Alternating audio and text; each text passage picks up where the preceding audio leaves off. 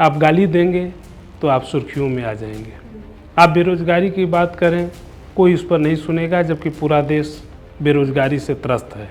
लेकिन आप बदतमीजी करें तो हर कोई उस चीज़ को नोटिस करेगा, मीडिया भी उसको उछालता है। कि जब असल मुद्दों से ध्यान भटकाना हो तो इससे अच्छा कुछ नहीं होता है कि इस तरह की बातें करें जिनमें एक दूसरे पर टीका टिप्पणी हो और लोग उन टीका टिप्पणियों में उलझें।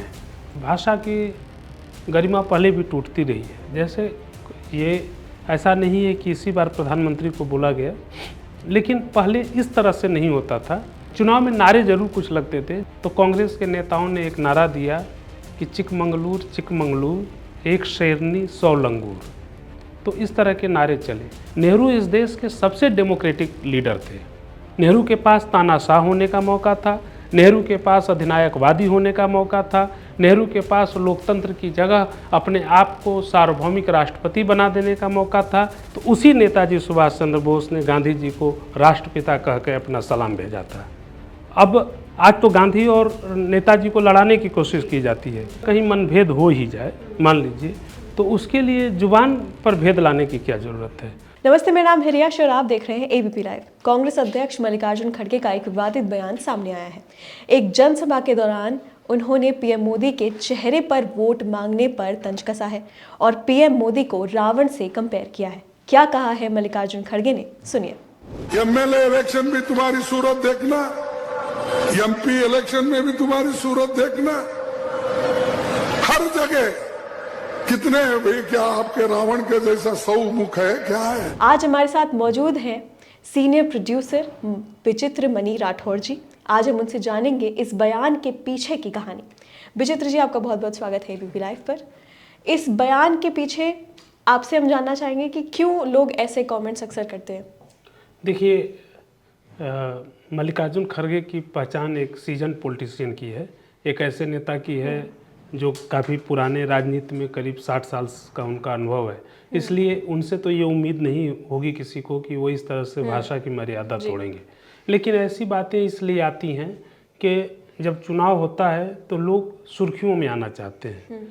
और इस देश में पता नहीं ऐसी क्या त्रासदी है कि असल मुद्दों की बात हो, जैसे गरीबी की बात करें तो कोई आपको गंभीरता से नहीं लेगा। आप गाली देंगे तो आप सुर्खियों में आ जाएंगे। आप बेरोजगारी की बात करें, कोई उस पर नहीं सुनेगा, जबकि पूरा देश बेरोजगारी से त्रस्त है। लेकिन आप बदतमीजी करें तो हर कोई उस चीज़ को नोटिस करेगा, मीडिया भी उसको उछालता है। इसलिए ये एक चीज़ आती है कि लोग अक्सर अपनी भाषा की मर्यादा भूल जाते हैं। दूसरी बात है कि जब असल मुद्दों से ध्यान भटकाना हो तो इससे अच्छा कुछ नहीं होता है कि इस तरह की बातें करें जिनमें एक दूसरे पर टीका टिप्पणी हो और लोग उन टीका टिप्पणियों में उलझें।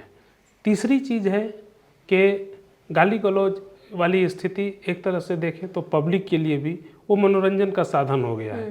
पुराने ज़माने में लोग अपने मनोरंजन के लिए मुर्गा लड़ाते थे। ऐसा लगता है कि इस लोकतंत्र में जनता को भले कुछ मिले न मिले, उन नेताओं को लड़ाती है।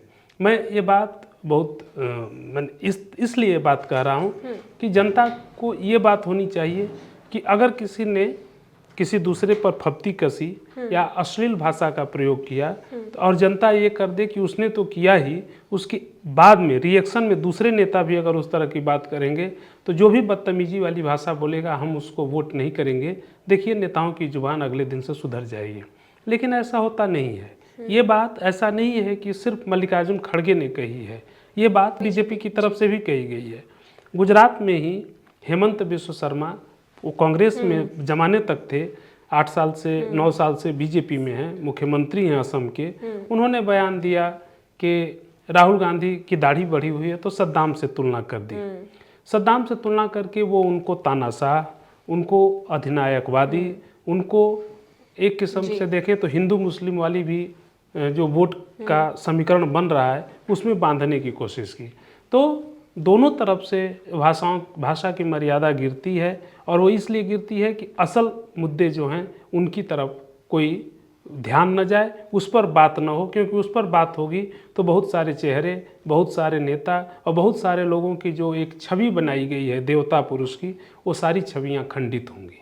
डिमोनाइजिंग प्राइम मिनिस्टर, क्या ये पहले भी होता था विचित्र जी? इससे कई साल पहले क्या इस हद तक किसी भी प्रधानमंत्री को इस हद तक ऐसे खुलेआम बोल पाते थे पहले नेता?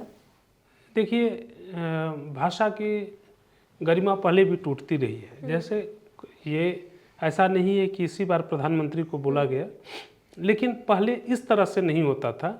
और चाहे वो सत्ता पक्ष का हो या विपक्ष का, उनके बीच एक न्यूनतम मर्यादा होती थी कि हमें किस हद से नीचे नहीं बोलना है। जैसे चुनाव में नारे जरूर कुछ लगते थे। जैसे इंदिरा गांधी जब 1977 में चुनाव हार गई, तो 1978 में वो कर्नाटक के चिकमंगलूर से चुनाव लड़ रही थी। वो उपचुनाव था, तो उस समय जनता पार्टी देश में सरकार में थी, जनता पार्टी के नेता वहाँ प्रचार में थे। तो कांग्रेस के नेताओं ने एक नारा दिया कि चिकमंगलूर चिकमंगलूर एक शेरनी 100 लंगूर। तो इस तरह के नारे चले। लेकिन वास्तव में आज हमारे जो नेता हैं, उनको आज से 60 साल पहले जो स्थिति थी, हमें लगता है कि उसका अनुसरण करें तो ज़्यादा बेहतर होगा। कभी कभी लगता है कि उस समय के नेता जो हमारे पूर्वज थे, वो आज की तुलना में ज़्यादा बेहतर थे, ज़्यादा संजीदा थे और ज़्यादा चीज़ों को समझते थे कि कैसे मर्यादा रखी जाती है, और हंसी हंसी में बात करते थे। एक उदाहरण दूंगा। पार्लियामेंट में प्रधानमंत्री थे पंडित जवाहरलाल नेहरू, विपक्ष के सांसद थे डॉक्टर राम मनोहर लोहिया। लोहिया और नेहरू में आज़ाद भारत में दोनों में बनती नहीं थी, बहुत ज़्यादा वैचारिक मतभेद था, राजनीतिक मतभेद था। नेहरू जी ने एक दिन पार्लियामेंट में कहा कि ये कितने दुख की बात है, वो मैट्रिमोनियल पेज को लेकर के, कि आज भी अखबार खोलिए और उसमें मैट्रिमोनियल लोग देते हैं, शादी विवाह के लिए, रिश्तों के लिए देते हैं, तो लोग ये लिखते हैं कि मैं अमुक जाति से हूँ, मुझे अमुक जाति की लड़की चाहिए, लड़का चाहिए। इससे दुख की बात क्या होगी कि आज ये हम सब के लिए शर्म की बात है कि आज़ादी के 15 वर्षों के बाद भी लोग जाति के नाम पर इस तरह की चीज़ें देखते हैं और अपने लिए शादी ब्याह का रिश्ता भी खोजते हैं। इस पर कई लोगों ने अपनी अपनी टिप्पणियाँ की। उस पर जब बोलने के लिए खड़ा हुए पंडित डॉक्टर राम मनोहर लोहिया, तो लोहिया ने कहा कि ये बिल्कुल गलत बात है, ऐसा नहीं होना चाहिए। लोहिया जी स्त्री की स्वतंत्रता के सबसे बड़े एक किस्म का प्रवक्ता थे, लेकिन उन्होंने कहा कि ये सब चीज़ें नहीं होनी चाहिए। ये बड़े शर्म की बात है कि आज भी लोग जाति के नाम पर ये देखते, मैट्रिमोनियल में अपना इश्तहार छपवाते हैं। लेकिन उससे भी ज़्यादा शर्म की बात है कि हमारे 75 साल के प्रधानमंत्री आज भी मैट्रिमोनियल देखते हैं। तो उन्होंने एक तरह से उस पर चुटकी ली, लेकिन उनका असल एक कहना था, दोनों एक ही प्लेटफॉर्म पर खड़े थे, दोनों का कंसर्न एक ही था कि जाति का सवाल इस देश में बाधक न बने। लेकिन आज सरेआम जाति की बात होती है, और जाति की बात को बात करने वाले लोग जाति के नेताओं को प्रतीक बना करके वोट की राजनीति करते हैं। तो ये स्थितियां बिगड़ी हैं और ये स्थितियां दिन पर दिन बिगड़ती जा रही हैं। तो इस चीज़ में आप ये कह सकती हैं कि पहले इस तरह से चीज़ें नहीं थी जितनी अब हैं। लेकिन ये भी बात सही है कि ये सब इसलिए हो रहा है क्योंकि अब लगता है कि असल चीज़ जो वास्तविकता है उस पर कोई बात करना नहीं चाहता है। आपने अभी मेंशन किया कि चीज़ें खराब की तरफ जा रही हैं, तो मैं आपसे ये भी जानना चाहती हूँ कि डेमोक्रेसी की हेल्थ के लिए कितना घातक है ये, जब ऐसे कमेंट्स और इतना हम नीचे गिरते जा रहे हैं। करीब 4 साल पहले अमेरिका में डोनाल्ड ट्रंप वहाँ के राष्ट्रपति थे। डोनाल्ड ट्रंप का राष्ट्रपति बनना अमेरिका के लोगों के लिए, बहुत सारे लोगों को लगा कि एक किस्म का डिजास्टर है। उसी समय हार्वर्ड यूनिवर्सिटी के 2 प्रोफेसरों ने, एक डेनियल जिवाल्ट थे और एक लेविस्की थे, उन दोनों लोगों ने एक किताब लिखी थी, हाउ डेमोक्रेसीज डाई, लोकतंत्र कैसे मरते हैं। वो किताब अमेरिका के संदर्भ में थी, लेकिन पूरी दुनिया के संदर्भ में थी। उस किताब में एक जगह उन्होंने लिखा कि जब राजनीतिक विरोधी को आप दुश्मन समझने लगते हैं, तब आप उस सबसे पहले ये काम करते हैं कि आप लोकतंत्र को ख़त्म करने के रास्ते पर होते हैं। ये काम आज इस देश में हो रहा है। उस किताब में ये भी लिखा है कि आज 21वीं सदी में आते आते अब कहीं पर लोकतंत्र को ख़त्म करने के लिए कोई सैनिक तानाशाही की ज़रूरत नहीं है, किसी इमरजेंसी लगाने की ज़रूरत नहीं है, किसी किस्म के कू की ज़रूरत नहीं है, तख्ता पलट की ज़रूरत नहीं है। अब आप उन सवालों से जो वास्तविक सवाल है, जिसके बारे में मैंने पहले सवाल में ही आपको जवाब दिया था कि जो लोगों के जीवन से जुड़ा हुआ वास्तविक सवाल है, उन सवालों से ध्यान भटकाकर जब आप एक दूसरे के साथ गाली गलौज भाषा की मर्यादा को तोड़ते हैं तो धीरे धीरे वो सारी परिस्थितियां आपको लोकतंत्र को कमज़ोर बनाती हैं या उनको मृतप्राय बनाने लगती हैं। तो ये चीज़ें होती हैं इसमें। विजेंद्र जी, एक और सवाल है मेरा कि आप इस बात से कितना सहमत हैं कि एक ही चेहरे पर हर जगह जगह आप वोट मांगना सही नहीं है इस डेमोक्रेसी के लिए? जैसे कि पहले चुनाव मुद्दों पे आप लड़ते हैं, अब आप तुष्टीकरण करते हैं, आप जगह जगह जाके आप काम पे नहीं, मुद्दों पे नहीं, बल्कि सिर्फ प्रधानमंत्री मोदी के फेस पे, अब एमसीडी पे भी उनका चेहरा चमकेगा और अमित शाह जी भी वहाँ पे कैंपेन करेंगे। तो ये कितना सही है? क्योंकि खड़गे जी का कॉन्टेक्स्ट भी वही था कि हर जगह प्रधानमंत्री का चेहरे पे आप इलेक्शन नहीं लड़ सकते, आपको काम दिखाना पड़ेगा। तो ये कैसे देखते हैं आप इसको? ये एक देखिए, अगर आप व्यवहारिक सैद्धांतिक तौर पे कहें तो ऐसा होना नहीं चाहिए। सिद्धांत ये कहता है कि जो कुछ लोकतंत्र है वो एक किस्म की सामूहिक चेतना से चलता है। लोकतंत्र किसी व्यक्ति के नाम पर नहीं चलना चाहिए, लेकिन ये कोई पहली बार नहीं हुआ है कि यह व्यक्ति के नाम पर चल रहा है। पहले भी ऐसा हुआ है।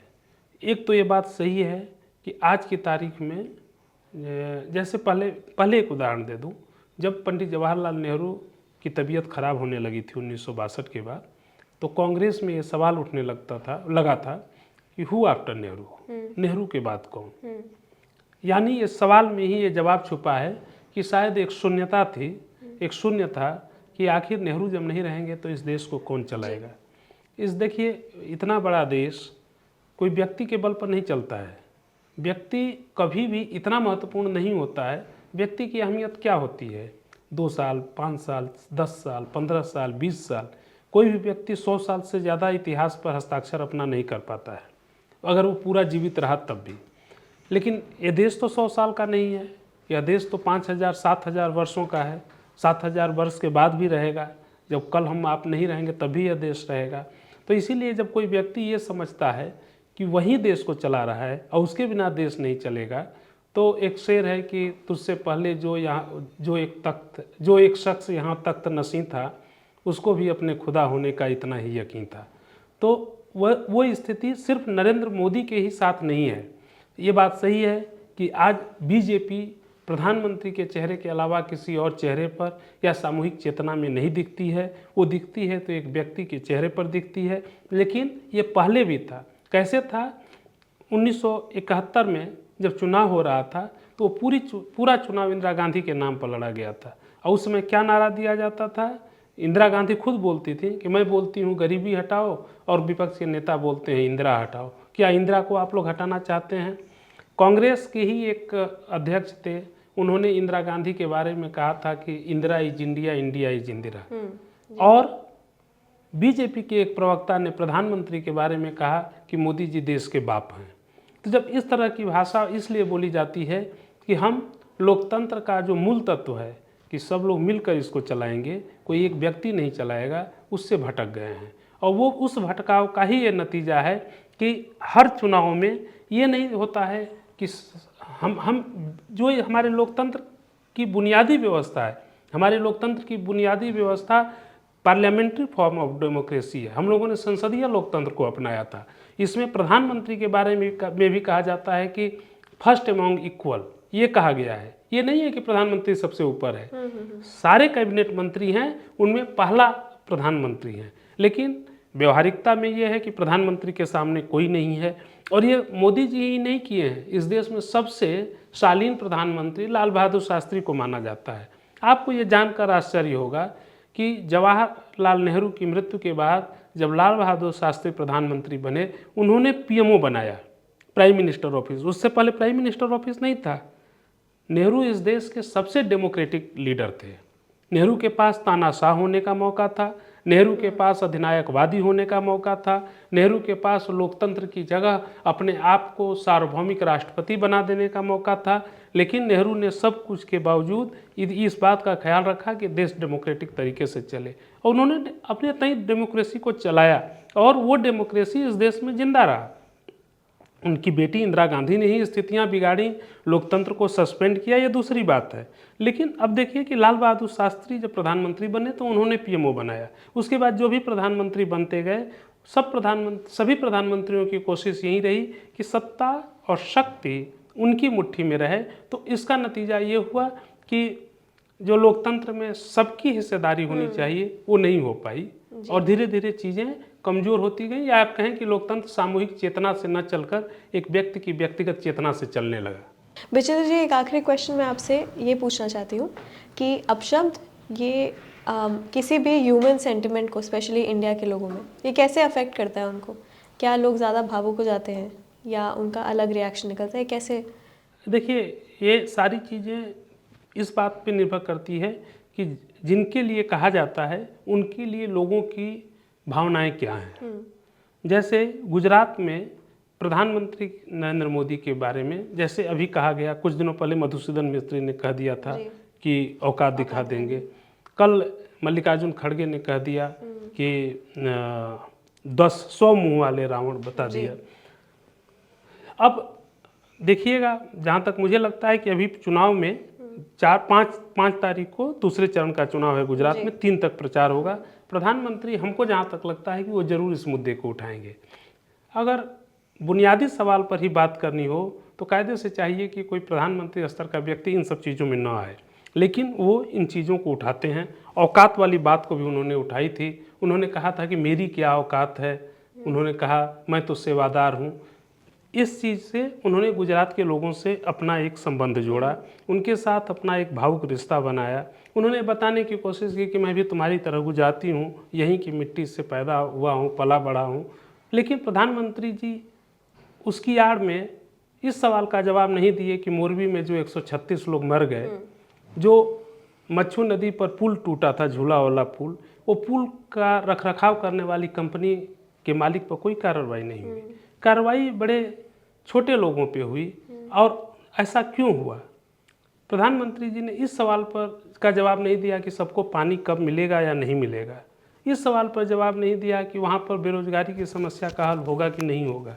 इन बुनियादी सवालों की जगह ये सवाल इसलिए उठते हैं कि अतीत में भी वो फायदा पहुंचा चुके हैं। 2007 में सोनिया गांधी ने, जब वो मुख्यमंत्री थे, गुजरात के प्रधानमंत्री नरेंद्र मोदी गुजरात के उसमें मुख्यमंत्री थे, तब मौत का सौदागर कहा था, और उसका नतीजा ये हुआ था कि उस चुनाव में प्रधानमंत्री जी ने उस सवाल को उठाया कि क्या आपका बेटा आप मौत का सौदागर है।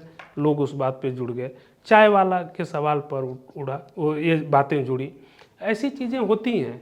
जब राजीव गांधी ने, ये कोई इन्हीं के साथ नहीं है, ये पहले भी होता था।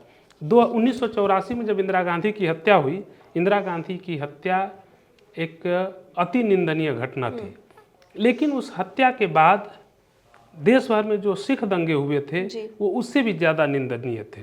इसलिए थे कि उनकी हत्या 2 सिरफिरे सिखों ने किया था। उसके पीछे साजिश में कई लोग हिस्सा रहे होंगे, लेकिन राज्य का ये काम था कि राज्य का काम ये था कि उस हिंसा के बाद, माफ़ कीजिएगा, इंदिरा गांधी की हत्या के बाद कहीं कोई दंगा न हो। लेकिन देश भर में दंगे हुए, सिख चुन चुन कर मारे गए। और तब प्रधानमंत्री थे राजीव गांधी, और उन्होंने ये बयान दिया था कि जब कोई बड़ा पेड़ गिरता है तो धरती हिलती है। आप एक तरह से ऐसी घटना को जस्टिफाई कर रहे थे। लेकिन देखिए, तब सेंटिमेंट कांग्रेस के साथ थी, तो कांग्रेस प्रचंड बहुमत के साथ जीती। वैसा बहुमत किसी को मिला ही नहीं।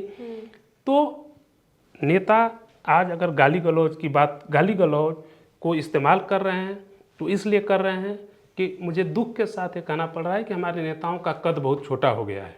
नहीं तो इसी देश में राजनीतिक विरोध के बावजूद मर्यादा और एक दूसरे के प्रति सम्मान की भावना ये थी कि जिस महात्मा गांधी के महात्मा गांधी के विरोध में कांग्रेस अध्यक्ष का चुनाव नेताजी सुभाष चंद्र बोस लड़े थे और चुनाव जीते थे। और जब गांधी ने ये कह दिया कि जो उनके खिलाफ लड़े थे पट्टाभी सीतारमैया कि सीतारमैया की हार मेरी हार है, तो कांग्रेस छोड़ करके नेताजी चले गए। इतना विरोध था नेहरू और गांधी और नेताजी में, सुभाष चंद्र बोस में। लेकिन जब 1942 में महात्मा गांधी ने भारत छोड़ो आंदोलन शुरू किया तो उसी नेताजी सुभाष चंद्र बोस ने गांधी जी को राष्ट्रपिता कह के अपना सलाम भेजा था। अब आज तो गांधी और नेताजी को लड़ाने की कोशिश की जाती है, लेकिन लोग ये भूल जाते हैं कि वो दोनों एक दूसरे के प्रति कितना आदर रखते थे। और जब उन्होंने नेताजी ने जब अपनी आज़ाद हिंद फौज बनाई तो उसके जो ब्रिगेड बनाए तो एक ब्रिगेड का नाम गांधी के नाम पर और दूसरे का नाम नेहरू के नाम पर रखा था। ये सम्मान की बात होती है एक दूसरे के प्रति। लेकिन अब शायद हमारे यहाँ यही लोकतंत्र रह गया है कि जो लोग देश को चलाने वाले हैं या जो चलाने के लिए दावा कर रहे हैं या अपना पक्ष रख रहे हैं, वो सब छोटी छोटी चीज़ों में है। वो धर्म और जाति के नाम पर लोगों को भटका के रखना चाहते हैं। पहले लोग बोलते थे कि हमारे बीच मतभेद है पर मनभेद नहीं, तो क्या अब आपको लगता है कि मतभेद और मनभेद दोनों हैं अब पॉलिटिकल आइडियोलॉजीज़ के, अलग अलग पॉलिटिकल आइडियोलॉजीज़ के लोगों के बीच में? मैं कह रहा हूँ कि अगर कहीं मनभेद हो ही जाए, मान लीजिए, तो उसके लिए जुबान पर भेद लाने की क्या ज़रूरत है। आप ये सामान्य शिष्टाचार का पालन करना चाहिए। आदमी को जब भी कुछ करे तो ये सोचना चाहिए कि हम क्या यही भाषा अपने घर में अपने बच्चों से बोलेंगे। जो चीज़ हम अपने बच्चों के लिए नहीं बोल सकते हैं वही हमें दूसरों के सामने भी, ये हम आप तो सोच सकते हैं, क्योंकि ये चीज़ उनको बोलना चाहिए बड़े स्तर पर, देश के स्तर पर। उनको देश के सामने एक नज़ीर पेश करनी है। वो उदाहरण पेश करने में हमारे नेता विफल होते आ रहे हैं, और वो इसलिए विफल होते आ रहे हैं कि उनको लगता है कि इसके जरिए उनका पौबारा होगा, चुनाव में उनको फ़ायदा होगा। उनको चुनाव में फ़ायदा के अलावा कुछ दिखता नहीं, और इसीलिए इस तरह की चीज़ें हो रही हैं। जी विचित्र जी, आपके समय का बहुत बहुत शुक्रिया। Thank you. फिलहाल इस वीडियो में इतना ही। ऐसे ही विचित्र जी के साथ हमारा पॉलिटिकल डिस्कशन देखने के लिए आप ABP लाइव को सब्सक्राइब जरूर करें। कमेंट सेक्शन में ज़रूर बताइए कि विचित्र जी के साथ आप अगला डिस्कशन किस टॉपिक पर चाहते हैं। फिलहाल इस वीडियो में इतना ही। बाकी खबरें जानने के लिए देखते रहिए ABP लाइव।